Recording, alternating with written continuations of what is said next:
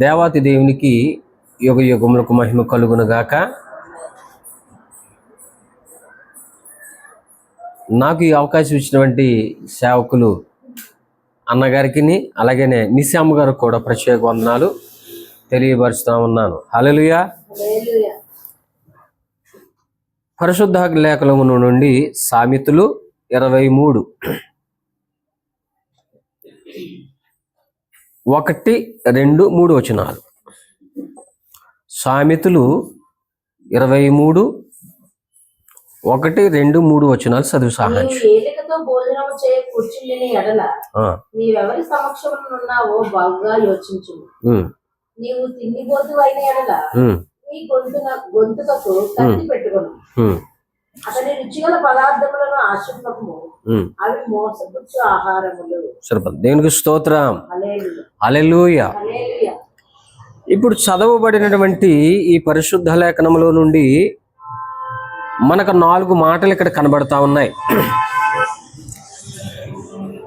మొదటి మాట ఏమో, నీవు ఎవరి సమక్షంలో ఉన్నావో ఒకసారి సరిచూసుకోమని మొదటి మాట కనబడతా ఉంది. రెండో మాట మనం చూసినట్లయితే, నీవి తిండిపోతువైన ఎడల నీ గొంతుకు కత్తి పెట్టుకోమని ఉంది. మూడో మాట చూసినట్లయితే, అతని రుచికల పదార్థములను ఆశింపకము. అలాగని చివరి మాట మనం చూసినట్లయితే, అవి మోసపుచ్చు ఆహారములని ఈ చదువుకున్నటువంటి లేఖన భాగంలో మనకు 4 మాటలు కనబడతా ఉన్నాయి. హల్లెలూయా. అయితే నా యొక్క ఈరోజు ధ్యాన అంశం ఏమిటనంటే, నీవు తిండిపోతువైన ఎడల నీ గొంతుకు కత్తి పెట్టుకొనుము. హల్లెలూయా. ఈరోజు నా ధ్యానం అంశం ఏంటమ్మా? నీవు తిండిపోతువైన ఎడల నీ గొంతుకకు కత్తి పెట్టుకొను అనేటువంటి మాట ఈరోజు అధ్యయనం చేద్దాం. అయితే ఈ మాట మూల పాఠంగా మనం అధ్యయనం చేయక మునుపు ఈ 4 మాటల్లో చివరి మాటను ఒకసారి ధ్యానం చేసి అప్పుడు మూల పాఠంలోనికి వెళ్దాం. ఏమిటమ్మో ఆ చివరి వచనము? అవి మోసపుచ్చు ఆహారములని దేని వాక్యం ఇక్కడ సుస్పష్టంగా రాయబడి ఉంది. భూమి మీద ప్రతి మనుషుడు కూడా వేరొక మనుషుని సహజంగా కావాలనో సహజంగానో కక్షపూరితంగానో మనిషిని వేరొక మనిషిని మోసపుచ్చటం అనేది సర్వసాధారణమైన విషయం. అయితే మరి ఆహారము కూడా మోసపుచ్చటం ఏమిటి? ఇది చాలా విచిత్రంగా ఉంది అని ఆలోచిస్తే, దేవుడు ఏదైనా ఒక మాట పొందిపరిచి ఉన్నాడంటే అది సత్యమైన మాట, యథార్థమైన మాట. మనుషులు ఎలాగైతే ఒక మనుషుడిని మోసపుస్తారో అలాగనే ఈ ఆహారం కూడా మనుషులంట మోసపుస్తుందని దేవుని వాక్యం ఇక్కడ సెలవిస్తూ ఉంది. అయితే ఎందుకు మనం మోసపరచబడుతున్నాం అని ఆలోచన చేయగలిగితే పై వచనాన్ని మనం చూద్దాం. అతని రుచికల పదార్థములని ఆశింపవద్దు అని అంటుంది. హల్లెలూయా. ఎప్పుడైతే రుచిగలమైనటువంటి పదార్థాలను మనం ఆశించామో తద్వారా మనమంట ఆహారములు మనం మోసపుస్తాని దేని వాక్యం చలవిస్తూ ఉంది. హల్లెలూయా. అయితే ప్రతి మనుషుడు కూడా రుచికల పదార్థానికి ఆశిస్తాడు. ఎప్పుడైతే ఆశించి ఉన్నాడో ఆహారం మోసపుస్తుంది. ఆహారం ఎప్పుడైతే మోసపుచ్చిందో మనం పైవచనం చూతి మూలపాఠంలో తిండిపోతులము అయిపోయాం. హల్లెలూయా. కనుకనే ఈ ఆహారం మోసపుచ్చుడు ద్వారా లేకపోతే నేను ఆశించడం ద్వారా మన తిండిపోతులం అయిపోయాం. తిండిపోతులం అయిపోయి గనుకనే దీని వాక్యం చెబుతుందంటే, నీ గొంతుకకు కత్తి పెట్టుకోమని దేని వాక్యం సెలవిస్తూ ఉంది. హల్లెలూయా. కాబట్టి ఈ చదువుకున్నటువంటి లేఖన భాగంలో తిండిపోతువైతే అయిన ఎడలని బట్టి వాక్యం మనం చాలా జాగ్రత్తగా గమనించాలి. తిండి అలాగనే మత్తు తిండిని మత్తు. ఈ రెండు కూడా అన్నాదమ్ములు. ఈ రెండు కూడా అన్నాదమ్ములు. ఈ యొక్క అన్నదమ్ములు లేదా కవల పిల్లలు ఈ రెండు కూడా ఒక్కటిని విడిచి ఒకటి ఉండలేవు. హల్లెలూయా. ఒకటిని విడిచి ఒకటి ఉండలేవు. కనుక ఎప్పుడు కూడా మనిషి యొక్క జీవితంలో జతగానే జీవిస్తాయి. ఏమిటి? తిండి, ఈ మద్యము అంటే మత్తు విషయం నేను దాని యొక్క టచ్ చేయను, కానీ తిండి అనే మాటను గురించి ఈరోజు అధ్యయనం చేద్దాం. తిండిపోతు అయితే అనే మాటను చాలా జాగ్రత్తగా మనం ఆలోచన చేయగలిగితే దీని అర్థం అవటానికి కోసం ఒక మాటను జ్ఞాపకం చేస్తాను. ఒక రోడ్డు మీద అలాగ గొర్రెల యొక్క గుంపు వెళ్ళిపోతా ఉంది. మహా గుంపు చూస్తాకి చక్కగా ఉంది. అయితే నిదానించి చూసినప్పుడు దానికంటే ఒక ముందుగా ఒక గంభీరమైనది, ఎత్తైనది, గర్వంగా ఒకటి కనబడతా ఉంటుంది. ఏంట్రా నాయన అని చూస్తే దాని పేరు గొర్రెపోతు. హల్లెలూయా. దాని పేరేంటి? గొర్రెపోతు. ఇది స్పెషల్గా కనపడుతుంది, ఇది ప్రత్యేకించి కనపడుతుంది. ఇది చూసిన వెంటనే ఇది గొర్రెపోతు అని నిదానించి చెప్పగలుగుతాం. అలాగనే ఈ భూమి మీద సంగీతం అంటే ఇష్టపడతారు. సంగీతం అంటే చాలా ఇష్టపడతారు. సంగీతమును ఇష్టపడినటువంటి ఎవరునూ ఉండరు సర్వసాధారణంగా. వారిని ఏమని పిలుస్తారు అంటే సంగీత ప్రియులు. ఏమంటారమ్మా? సంగీత ప్రియులు అంటారు. సంగీతం కుట్టే వాయించేవాడు కాదు, కానీ వినేవి కూడా సంగీత ప్రియులు అని కూడా పిలుస్తారు. అలాగనే ఈ భూమి మీద భోజన ప్రియులు కూడా ఉంటారు. ఎవరో సంగీత ప్రియులు ఎలాగ ఉంటారో భోజన ప్రియులు కూడా ఉంటారు. ఈ భోజన ప్రియులు ఎలాగ మనం నిర్ధారణ చేస్తామనంటే వీరు కూడా స్పెషల్గా కనపడతారు. స్పెషల్ అంటే ఏదైనా ఒక అతిథికి వడ్డించినప్పుడు వాడు తినేటువంటి విధానంలో వాని యొక్క ప్రవర్తనలో మన సుస్పష్టంగా కనపడతాం. ఈడెవడరా బాబు తిండిబోతులా ఉన్నాడు అని మన హృదయంలో గ్రహించేస్తాం. హల్లెలూయా. ఈ గొర్రెపోతు ఎలా స్పెషలో ఈ తిండిపోతు కూడా స్పెషల్, ఒక ప్రత్యేకంగా కనపడతారు. అయితే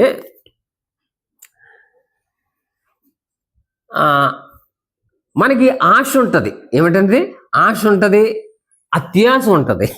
ఆశ ఉంటుంది, అత్యాశ కూడా ఉంటుంది. అధికం ఉంటుంది, అత్యధికం కూడా ఉంటుంది. ఉంటుందమ్మా? ఉంటుంది.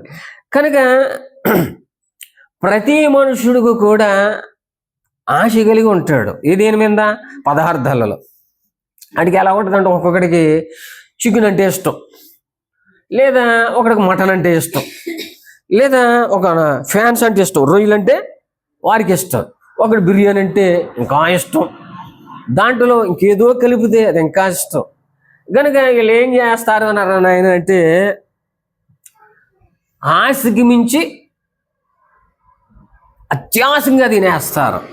అంటే రేపు పొద్దున మళ్ళా దొరుకుతుందో లేదో అన్నట్లుగా మించి తినేస్తారు. తద్వారా ఏం జరుగుతుందంటే చాలా ఇబ్బందులు గురవుతుంది. ఉదాహరణకు ఒక మాట అర్థం అవడానికి ఒక మాట చెబుతారు. ట్రాక్టర్ ఉంటుంది. ట్రాక్టర్ అంటే ఇంజిన్, అంటే ట్రక్ కాకుండా ట్రాక్టర్ ఉంటుంది. ఆ ట్రాక్టర్ ఇంజిన్ తయారు చేసినటువంటి ఇంజనీర్ ఏం చేస్తాడంటే దాని పరుగు విషయంలో 4 వంతులు పరుగు పెడతాడు. ఎన్ని వంతులమ్మా? 4 వంతులు పరుగు పెడతాడు. పెట్టి కేవలం 3 వంతులు మాత్రమే పరుగును అట్లాగా వాడమని రిలీజ్ చేస్తాడు. 1 వంతు మాత్రం అట్టే పెట్టి ఉంచుతాడు. ఇది చాలా గుర్తుపెట్టుకోండి, అర్థం చేసుకోవాలి. ఇంజనీర్ ఏమో 4 వంతులు తయారు చేసి 3 వంతులు మాత్రం పరుగునే రన్నింగ్ చేయండి అయ్యా అని చెబుతాడు. అయితే ఇది ఆ ట్రాక్టర్ కొనినటువంటి యజమాని అయినా లేదా దాని మీద పని చేసేటువంటి డ్రైవర్ అనేది ఏం చేస్తాడంటే ఆ వెనకాల ట్రక్కులను ఎక్కువగా పోసేసి దాన్ని బలవంతంగా లాగుతూ ఉంటాడు. అది ఏం చేస్తాడో లాగదో అప్పుడు ఏం చేస్తాడో వాడు పరుగు 3 వంతులకు ఒక వంతు చేసాడు కదా, 4 వంతులకు ఒక వంతు, దాన్ని కావలసినట్టు ఇప్పుకోవచ్చు. వీడు ఏం చేస్తాడో దాన్ని ఓపెన్ చేసేస్తాడు. ఓపెన్ చేసేసి ఆ యొక్క ఇంజనీర్ 3 ఇస్తే 4 దాచి ఉంచితే ఆ భాగాన్ని పరుగు కోసం 4వ కూడా ఇటు ఓపెన్ చేసేసి స్పీడ్ పెట్టేస్తా ఉంటాడు. అయితే ఏం జరుగుతుందంటే ఇక్కడ ఇంజనీర్ ఏం చేస్తాడు, అయ్యా ఈ మాన్యువల్ ప్రకారం నువ్వు నడపగలిగితే 3 వంతులే ఇన్ని సంవత్సరాల గ్యారంటీ అని చెబుతాడు. వీడేం చేస్తాడు, అధిగమించి ఏం చేస్తాడంటే 4 దింపేయటం, ఎక్కువగా పరుగు పందించడం, తద్వారా 15 సంవత్సరాల్లో రావాల్సింది 5-6 సంవత్సరాలకే బండి రిపేర్కి వచ్చేసి అది బోర్ అయిపోతుంటుంది అనమాట, పాడైపోతుంది అనమాట. హల్లెలూయా, అర్థమైందమ్మా అన్నమాట. అలాగనే సృష్టికర్త అయినటువంటి దేవాది దేవుడు కూడా మనుషుని సృష్టించినప్పుడు ఆయన ప్రతి అవయవాన్ని స్వస్థంగా, నీటిగా, అందంగా తయారు చేసి ఆయన నిండు 100 ఏళ్ళు బ్రతకవయ్యా అని మనిషిని సుస్పష్టంగా దేవుడిని నిర్మిస్తాడు. ఏది ట్రాక్టర్ ఇంజనీర్ని ఎలాగైతే నిర్మించున్నాడో లేకపోతే తయారు చేస్తున్నాడో ఆయన కంటే గొప్ప ఇంజనీర్ అయినటువంటి దేవుడు మనల్ని ఏం చేశాడంటే సృష్టిలోనే ప్రతి అవయవాన్ని కూడా అద్భుతంగా లేదా దానికి ఏ నీర్చం లేకుండా పర్ఫెక్ట్గా, నీట్గా, అందంగా దాని అవయవాన్ని పుట్టించి మనిషిని సృష్టించాడు. అయితే మనుషుడు ఏం చేస్తాడనంటే ఆడికి ఆశ ఎక్కువ ఉంది కదా, ఆశ ఉంది, అత్యాశ ఎక్కువైపోయింది కదా, వాడు రుచికల పదార్థాలకి అలవాటు పడిపోయి ఏం చేస్తాడో తినమరిచిన దానికంటే ఎక్కువగా తిని అపతిపలు పడిపోతూ ఉంటాడు. ఆడెంత అపతిపలు పడిపోతాడని అంటే రేపు పొద్దున మరలా దొరుకుతుందో లేదని ఏం చేస్తాడంటే బాగా తినేసి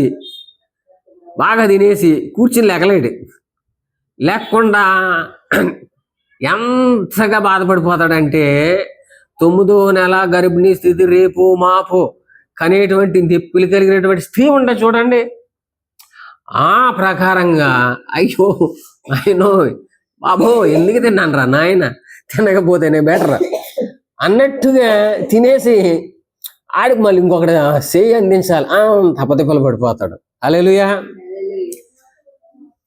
ఇక్కడ జరిగే సన్నివేశం ఏం జరుగుతుంది అంటే ఇలా తినటం వల్ల మనిషి యొక్క జీర్ణాశయం అంటే మనిషి యొక్క విధానంలో మనం బాగా పరిశీలన చేస్తే డాక్టర్లు చదివినటువంటి వారికి బాగా తెలుస్తుంది భాగం ఏంటి జీర్ణాశయం గురించి. ఏం జరుగుతుంది అంటే మన తినేటువంటి ఆహారం ప్రతిది కూడా ఆహార సంచికలో వెళ్తుంది. ఆ జీర్ణ సంచికలు వెళ్ళిన తర్వాత ఈ యొక్క ఆహారం అరగటం కోసం ప్రత్యేకించి వేరొక అవయవంలోంచి ఒక ద్రావకం వస్తుంది. ఏది తినిన ఆహారం అరగొట్టడానికి జీర్ణాశయం చేయటం కోసం వేరొక అవయవం నుండి ఒక ద్రావకం ఇన్సులిన్స్ అనుకుంటా ఏమన్నా ఓకే అమ్మా నాకేం తెలియదు. సరే, ఒక ద్రావం అనేది దీని మీదకి వస్తుంది. సరే, వీడు విపరీతంగా తినేసాడు కదా, తినేసిన తర్వాత అది కూడా తగిన మోతాదు ప్రకారమే ఈ యొక్క జీర్ణాశ్రయంలోకి పంపుతుంది. ఈడేం చేశాడు, విపరీతంగా తినేసాడు కదా, అది కూడా భారంగాను విడుదల చేస్తాడు. ఎప్పుడైతే భారంగా ఈ ఆహారం మీదకి రిలీజ్ చేసిందో ఆ ద్రావకం ద్వారా మనిషికి దారుణమైన మత్తు వచ్చేస్తుంది. హల్లెలూయా, మత్తు వచ్చేస్తుంది. అయితే ఇక్కడ ఒకటి గమనించవలసిన విషయం ఏంటంటే దేవుడు ఏం చేస్తాడు అని అంటే, అయ్యా ఈ భూమి మీద ఉన్నాయన్నిటి కూడా తిని ఆరోగ్యం ఉండి జీవించు, నేను ఎంతకాలమైతే ఆశించాను, నేను ఎంతకాలమైతే ఆరోగ్యం ఇచ్చాను, తిని బాగుండు అని దేవుడేమో చక్కగా అవయములు ఇచ్చి ఆహారం ఇచ్చి బతకరానంటే ఏం చేస్తాడో ఆశ ఎక్కువైపోయి, అత్యధికమైన ఆశ ఎక్కువైపోయి ఇవన్నీ తినేయడం ద్వారా ఈ అవయవాలన్నీ కూడా పాడైపోతాయి. ఎలా పాడైపోతాయి అని అంటే, ఇప్పుడు మటన్ తిన్నాం అనుకోండి, షుగర్ వస్తుంది. అత్యధికంగాను రోజు అదే పని మీద బిర్యానీ తిన్నాం అనుకోండి బీపీ వస్తుంది. అదేవిధంగా రోజు చికెన్ తిన్నాం అనుకోండి ఇన్స్పెక్షన్ ఏంటి వేరే ఒక క్రిములు వచ్చేసి ఇన్ఫెక్షన్ అయిపోద్ది. బ్లడ్ ఇన్ఫెక్షన్, దానికి సంబంధించింది దానికి ఏం కావాలో అవన్నీ కూడా వచ్చి ఏం చేస్తాయంటే చివరికి అవయవాలన్నిటి కూడా పాడైపోతాయి. హల్లెలూయా. దేవుడు ఏమంటాడంటే ఎవరైనా 200 బ్రతకరారంటే వీడు దొరుకుతుందా దొరకదా అన్నట్టుగా రోజు అదే పని మీద అంటుంటే అవయవాలన్నీ పాడైపోయి 100 బతకొచ్చిన వాడు ఏం చేస్తాడంటే 40 సంవత్సరాలకే అవయవాలన్నీ పాడుగొట్టుకుని జబ్బులన్నీ తెచ్చేసుకుంటాడు. హల్లెలూయా. జబ్బులన్నీ ఈడికి, డబ్బులన్నీ డాక్టర్ గారికి. హల్లెలూయా. అయితే డాక్టర్ కూడా ఎంత జ్ఞానం చూడండి, ఏదో సొంత మాటలేని అంటలేదు కానీ డాక్టర్ కూడా చదువుకున్న జ్ఞానం కలిగిన వారు కూడా చెప్తారు. ఏమి చెప్తారనంటే ప్రతి మనిషికి, అయ్యా నువ్వు చికెన్ తింటావేమో వారానికి ఒకసారి, నువ్వు మటన్ తింటావేమో వారానికి ఒకసారి, నువ్వు హెగ్ తింటావేమో వారానికి ఒకసారి, పలానా ఫిష్ తింటావేమో వారానికి అని ఒక లిమిట్ ఇస్తాడు నెలకి, లేదంటే వారానికి ఇస్తాడు. ఎందుకు? దేంట్లో ఎంత విటమిన్ ఉందో, దేంట్లో ఎంత ఆరోగ్యం ఉందో అన్నీ కూడా డాక్టర్ తెలుసు. కాబట్టి మనం ఏం చేస్తాం,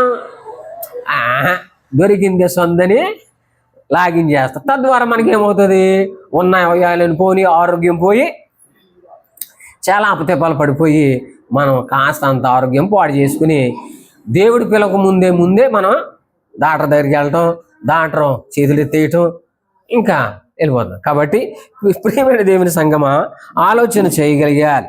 ఎప్పుడైతే ఆశ కలిగి అత్యధికమైనటువంటి ఆసక్తితో ఆహారం ఎప్పుడైతే తిన్నామో మనకి ఏం జరుగుతుందనంటే మొట్టమొదటిగా మత్తు వస్తుంది. ఏమొస్తుందమ్మా? మత్తు వస్తుంది. ఎప్పుడైతే మనకి విశ్వాసులమైన లేదా క్రైస్తవులైన మనకు మత్తు వచ్చింది అనంటే మన శరీరంలో ఉన్నటువంటి మనకి బలహీనత వస్తుంది. ఎప్పుడైతే మనకి శరీర బలహీనతలు వచ్చాయో ప్రార్థన తగ్గిపోద్ది, మనం బైబిల్ చదవడం తగ్గిపోద్ది, సమస్తము కూడా ఆత్మీయ జీవితానికి ఈ యొక్క మత్తు ఏం చేస్తుందంటే ఆటంకం కలుగుతుంది. కాబట్టి ఎప్పుడైతే ఈ మత్తు వచ్చిందో శరీరం అంతా బలహీనత అయిపోదు. అందుకే ప్రభు అయిన యేసుక్రీస్తు వారు అంటారు, శిష్యుని చూసి ఏమంటారంటే ఆత్మ సిద్ధమే కానీ శరీరము బలహీనత. ఒకనొక దినంలో ఒక సన్నివేశం చెబుతాను. ప్రభువు మాట మనకు కూడా ఈక్వల్ అవ్వాలి. గట్టిగా తినేసిన తర్వాత చేద్దాంలే ప్రార్థన, మంచానికి అడ్డంగా పడుకున్నాను. ప్రభు మాట్లాడేస్తున్నారు, ఆత్మ సిద్ధమే కానీ శరీరం బలహీనత అన్న. అయ్యి బాబోయ్, దమ్మని లేచిపోయి మోకరించేసాను. కనుక ఇది సత్యము. వాక్యం ఏమే చెబుతుందో అది సత్యమని మనం విశ్వసించాలి. హల్లెలూయా. కాబట్టి మనం ఖచ్చితంగా మనం ఉపవాసం ఉండాలి. ఎందుకు ఉపవాసం ఉండాలి? ఆయనే చెబుతున్నారు, ఆయన చెప్పారు, ఆయన చేసి చూపించారు. ఒకానొక దినములో యేసు ప్రభు వారు కూడా 40 దినాలను ఉపవాసం ఉండి ఆయన ప్రయాణం చేస్తున్నప్పుడు సాతాను కూడా శోధించింది. అప్పుడు చెప్పారు, ఏం చెప్పారు? వాక్యం ద్వారా దాన్ని ఎదిరించారు. ఎందుకు మనం ఉపవాసం ఉండాలి అని ఆలోచన చేయగలిగితే మనకు తెలియకుండానే ఒక దెయ్యం మనలో ఉంటుంది. ఏముంటుందమ్మా? తిండి దెయ్యం ఉంటుంది. ఈ మాట మీకు అర్థం అవ్వాలంటే నేను చూసిన మాట మాత్రమే చెబుతున్నాను. వాక్యం చూడాలి, లిటరల్గా మనం చూడాలి. నేను సుస్పష్టంగా చూసిందా అని చెబుతాను. ఒక మనిషికి దెయ్యం పట్టింది. ఏం పట్టింది? దెయ్యం పట్టింది. దెయ్యం పట్టిన వెంటనే పూర్వీకులు ఉంటారు కదా, వాళ్ళు అంటారు, అమ్మా నువ్వు ఎక్కడి నుంచి వచ్చావు, ఇస్తే వెళ్ళిపోతావు అన్నప్పుడు ఫలానా ఫుడ్ పెడితే, ఫలానా ఆహారం పెడితే నేను వెళ్ళిపోతానన్న. సరే పూర్వీకులు కదా, పెట్టేసారు, తినేసి దబక్కం పడిపోయింది, వెళ్ళిపోయింది. ఇది మనం బాహవాటంగా కనపడుతుంది, కంటికి కనపడుతుంది. అయితే కొన్ని కనబడతాయి, కొన్ని కనబడవు. ఇది కనబడేటువంటి దెయ్యాలు సాతాను ఏం చేస్తుందంటే మన దేహాల్లో ఉంటాయి. మన దేహాల్లో ఉండే ఏం చేస్తాయంటే దాని మనసు యొక్కయు కోరిక యొక్కయు మన లోనికి వచ్చి అయినే తీర్చుకుంటా. తీర్చుకుని ఏం చేస్తాయంటే తిండిగా అతిగా తినటానికి అవి దోహదపడతా ఉన్నమాట. హల్లెలూయా. కాబట్టి మనం ఏం చేయాలంటే ఉపవాసం ఉండాలి. మనం ఏం చేయాలి? ఉపవాసం ఉండాలి. ఒకానొక దినములో యేసు ప్రభు వారి వద్దకి ఒక దెయ్యం పట్టినటువంటి పిల్లవాడిని ఒక తండ్రి తీసుకొస్తాడు. తీసుకొచ్చి అంటాడు యేసు ప్రభు వారి వద్దకు వచ్చి, అయ్యా బోధకుడా, నీ శిష్యుల దగ్గర తీసుకొచ్చాను, వారి వల్ల ఏం అవలే, నీ వల్ల ఏమైనా వద్దా అని అడిగారు. వెంటనే యేసుప్రభు వారు అంటారు, నమ్ముతో నీ వలనైతే నమ్మన సమస్తం సాధ్యమని మార్కు సువార్త 9:24 అధ్యాయంలో ఆ సన్నివేశం మనకు కనబడతా ఉంటది. అయితే యేసుప్రభు వారు గద్దిస్తారు, ఆ యొక్క దైవం అక్కడ విడుదల జరుగుద్ది. అప్పుడు యేసుప్రభు వారి వద్దకి తన శిష్యులు వచ్చి ఏకాంతంగా వచ్చినప్పుడు అడుగుతారు, ప్రభువా ఇది ఎలా సాధ్యం అని అడుగుతారు. వెంటనే యేసుప్రభు వారు అంటారు, ఇది ప్రార్థన వలన అని అంటారు. అంటే పుట్టినట్లు మనం చూస్తే ఉపవాసము అని ఉంటుంది. ఏమనుంటుంది? ఉపవాసం అని ఉంటుంది. ఎందుకు ఉపవాసం ఉండాలి అని అంటే లిటరల్గా మనం అనుభవించి చూస్తే మనలో తెలియకుండానే సాతాను అనేది తిండిపోతూ మనలో ఉంటాడు. ఉండి ఏం చేస్తాడనంటే మనకు మత్తు రప్పిస్తాడు. ఎప్పుడైతే మత్తు రప్పిస్తాడో సమస్తానికి అవిశ్వాసంలో పడిపోవటానికి కారణం అవుతుంది. కనుక ఉపవాసం ఉండాలి. ఉపవాసం ఉంటే ఏం జరుగుద్ది అని అంటే మనలో ఉన్న శరీరము ఏం చేస్తుంది అని అంటే బలహీనత పడతాడు. ఏమవుతుంది? బలహీనత పడతాడు. మనలో ఒక ఆయన ఉంటాడు, ఆయన అంతరంగ పురుషుడు. ఎవరమ్మా? మనలో ఒక ఆయన ఉంటాడు, అంతరంగ పురుషుడు. ఆయనను బలపరచబడాలి. ఎప్పుడు బలపరుస్తాడు? శారీరక క్రియలన్నీ కూడా, అంటే శరీర సంబంధమైనటువంటి అవయవములు ఎప్పుడైతే బలహీనపడ్డదో ఆత్మరంగ పురుషుడు అనేటువంటి వాడు మనలో బలపడదు. ఇప్పుడు ఉపవాసం ఉండి వాక్యం చదువుతూ ఉన్నప్పుడు మనలో ఉన్నటువంటి అంతరంగ పురుషుడు బలపడతాడు. అప్పుడు పరిశుద్ధాత్మ దేవుడు మనలో కూడా వచ్చి ఏం చేస్తాడంటే కార్యం చేయటానికి ఆయన దోహదపడతాడు. ఎప్పుడైతే మనం ఉపవాసం ఉండి వాక్యం చదువుతూ ఉన్నామో అంతరంగ పురుషుడు బలపరుస్తూ ఉంటాడో, పరిశుద్ధాత్మ దేవుడు మనలోనికి వస్తాడో, మనలోనికి విశ్వాసం అధికమవుతుంది. ఎప్పుడైతే అధికముగా ఉన్నదో వెంటనే మనం ప్రార్థన చేసినప్పుడు దేవుడు ఏం చేస్తాడంటే మన పక్షము నుండి కార్యములు జరుగుతాయి. మనము ఏదైనా చీకటి లేకపోతే రోగము కలిగినటువంటి ఒక వ్యక్తి దగ్గరికి వెళ్ళినప్పుడు, మనం ఉపవాసం ఉండి వెళ్ళినప్పుడు మనకు తెలియకుండానే వారిలోనికి దేవుని యొక్క శక్తి ప్రభావము వెళ్ళి వారిలో ఉన్నటువంటి చీకటినేమి రోగమనేమి తొలగిస్తాడు. ఇప్పుడు మనలో ఉపవాసం ఉన్నప్పుడు, మనలో ఉన్న శరీర క్రియలు మనలోంచి వెళ్ళిపోయినప్పుడు దేవుడు ఆత్మ మనలోనికి వస్తాయి. కనుక ఆ ప్రకారముగా మనం ఏం చేయాలనంటే ఉపవాసం ఉండి యేసు ప్రభువు వారు ఎలాగైతే ఆయన చెప్పారు, చేసి చూపించారు, కనుక ఆ ప్రకారంగా కూడా మనం ఏం చేయాలనంటే ఉపవాసం ఉండాలి. హల్లెలూయా, హల్లెలూయా. కనుక ఇలాగ ఉపవాసం ఉంటూ మన ఆత్మీయ స్థితిని బలపరుచుకోవాలి, కట్టుకోవాలి, నిలబెట్టుకోవాలి. అంతే తప్ప లోక ఆచార ప్రకారంగా లోక మర్యాద చొప్పున మనం ఈ లోకంలో జీవించకూడదు. కనుకనే నీవు నేను కూడా ఉపవాసము ద్వారా ఆత్మీయ జీవితాన్ని మనం కట్టుకుడుతూ బలపడుతూ స్థిరపరచు ఉండగలిగితే ప్రభు అయిన యేసుక్రీస్తు వారు అంటారు, ఏమంటానంటే ఒక మాట పలుకుతారు, నోవాహు దినములలో అనే మాటను ఉపయోగిస్తారు. ఏంటండి నోవాహు దినములలో అనే మాట మనం చూద్దాం. లూకా సువార్త 17 అనుకుంటా. లూకా సువార్త ఒక మాట ఉపయోగిస్తారు, 17, 27, 28. చదువు సహాయం ముగించేస్తున్నాను. లూకా సువార్త 17వ అధ్యాయము నోవాహు ఓడలోకి వెళ్ళిన దినము వరకు జనులు తినుచు త్రాగుచు వెళ్ళాడుచు పెండికి ఈవడుచు ఉండేది. అంతలో జలప్రలయం వచ్చి వారిని అందరినీ నాశనం చేశారు. లోతు దినముల్లో జరిగినట్టు జరిగింది. జనులు తినుచు త్రాగుచు కొనుచు అమ్ముచు నారు నాటుచు ఇల్లు పట్టుచు ఉండేది. హల్లెలూయా. సరిపద 2 సందర్భాలు వాడతారు అక్కడ. లోతు గురించి అక్కడ మాట్లాడతారు, నోవాహు గురించి కూడా అక్కడ మాట్లాడతారు. ఆ విషయంలో ఇక్కడ ఒక మాట మనకు స్పష్టంగా రాయబడుతుంటారు. లూకా సువార్త 21:34 ఇలా రాయబడి ఉంటుంది. ఏమని రాయబడి ఉంటుంది అంటే, ఒకవేళ లోక మర్యాదల చొప్పున నీవు నేను కూడా తిండి విషయంలో ముందుకు సాగిపోతా ఉంటే దేవుని ఒక వాక్యం చదివిస్తా ఉంది.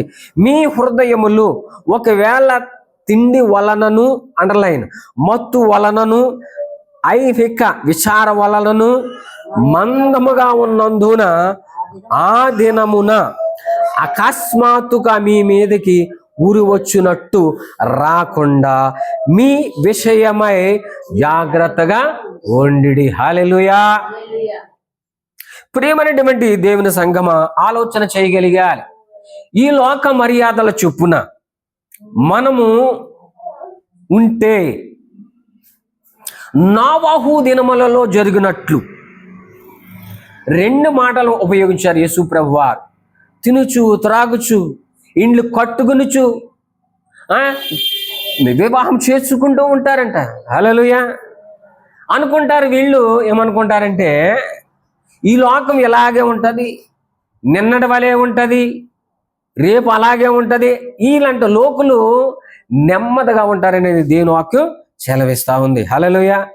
అయితే ఆ నోవాహు దినములో లోక మర్యాదలను బట్టి ఈ రోజు కూడా మనము ఎలాగ ఉంటే దేని వాక్యం సెలవిస్తా ఉంది.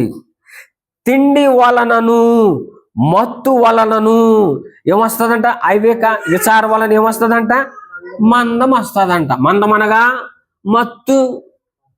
హల్లెలూయా. ఎప్పుడైతే నీకు మత్తు వచ్చేసిందో, చేద్దాంలే, చూద్దాంలే, చెందుదాంలే, సువార్త ప్రకటించేద్దాంలే, రేపు చూద్దాంలే అన్నట్టుగా ఉంటే ఏం జరుగుతుంది? అకస్మాత్తుగా మీ మీదకి ఊరు వచ్చినట్లు అని రాయబడింది. హల్లెలూయా. ఇంకో మాట చూస్తే సామెతలు 23:21 ఉంటుంది. త్రాగుబోతులను తిండిబోతులు దరిద్రులగుదురు, నిద్రమక్తులు సింపు గుడ్డలు ధరించుటకు కారణమగునని నేను వాక్యం చదివిస్తే ఇది రక్షణ వస్త్రం గురించి మాట్లాడుతూ ఉన్నారు. హల్లెలూయా. చూడండి, మొదట మనం జ్ఞాపకం చేసుకున్నాం, తిండి త్రాగు 2 జత. అంటే త్రాగుడు విషయాన్ని ప్రత్యేకించి మాట్లాడిన సమయం నాది కాదు, కానీ కేవలం తిండి గురించి మాట్లాడుతున్నాను. తిండి ఎప్పుడైతే మనం తిండి తిని ఉన్నామో, తిండి అధికమైన తిండి తినడం ద్వారా మత్తు వస్తుంది. ఆ మత్తు ద్వారా మన శరీర బలహీనతలు వస్తాయి. శరీర బలహీనత వచ్చినప్పుడు ఆత్మీయ విషయంలో మనం జారిపోతాం, పడిపోతాం. అయితే మనం ఉపవాసం ఉండడం ద్వారా ఆత్మ విషయంలో, కట్టుకుంటంలో, జాగ్రత్తలో మనం జాగ్రత్తగా ఉండి మన విశ్వాస జీవితాన్ని కాపాడుకోవాలని దేవుని వాక్యం చాలా చూటుగా తేటగా సెలవేస్తా ఉంది. హల్లెలూయా. కాబట్టి నీవు నేను కూడా లోక ఆచారాలకి లోబడి వారి తిండి విషయంలో, వారిచ్చిన ఆతిథ్యం విషయంలో నేను పాలు పొందకపోతే వారు ఏమనుకుంటారు, నా గురించి ఏమనుకుంటారు అని మొహమాటం చొప్పున నీవు నేను తినట్లయితే నేను వాక్యం చెలవిస్తా ఉంది. రుచికరమైన పదార్థములు ఆశింపవద్దని నేను వాక్యం చెలవిస్తా ఉంది. కాబట్టి నీవు నేను కూడా రుచికరమైన పదార్థాలకు ఆశించి మోసపుచ్చు ఆహారానికి మనకు లోబడినట్లయితే మనం ఏమవుతాం? తిండిపోతులవుతాం. ఒకవేళ నీవు నేను కూడా తిండిపోతులమైతే ఏమంటుంది నేను వాక్యం? నీ గొంతుకకు కత్తి పెట్టుకో. ఏం పెట్టుకుంటావు? కత్తి. ఏ కత్తి పెట్టుకుంటాం? ఆ కింద వచనంలో వచ్చేసింది. ఆ కత్తి ఏంటి? వాక్యం అనే ఖడ్గము, వాక్యం అనే కత్తి. నీకు పై మాట ఇచ్చి కింద ఆన్సర్ కూడా వచ్చాడు. అవి రుచిగల పదార్థములు. కింద చూస్తే అవి మోసపుచ్చు ఆహారములు. ఇవే మనము వాక్యమైన ఆత్మ ఖడ్గమును లేదా కత్తిని మనం ధరించుకోవాలి. హల్లెలూయా. కనుక ఈ పరిశుద్ధ గ్రంథములో ఉంచిన ప్రతి వాక్యం కూడా కత్తి లాంటిదే లేదా ఖడ్గమ లాంటిదే. కాబట్టి అవన్నిటిని కూడా మనం ధరించుకోవాలి, లేకపోతే కత్తి పెట్టుకుని మనం ఏం చేయాలి? వాక్యానుగా జీవించాలి. అయితే నీవు నేను తిండిపోతులు కాకుండా, చివరి ముగించేస్తున్నాం, తిండిపోతులు కాకుండా నీవు నేను కూడా పరలోక రాజ్య వారసులు కావాలి అంటే ఒకటే చేయాలి. ఏంటి? నీ తిండి బదులు ఆయన మాంసమును మనం తినాల. హల్లెలూయా.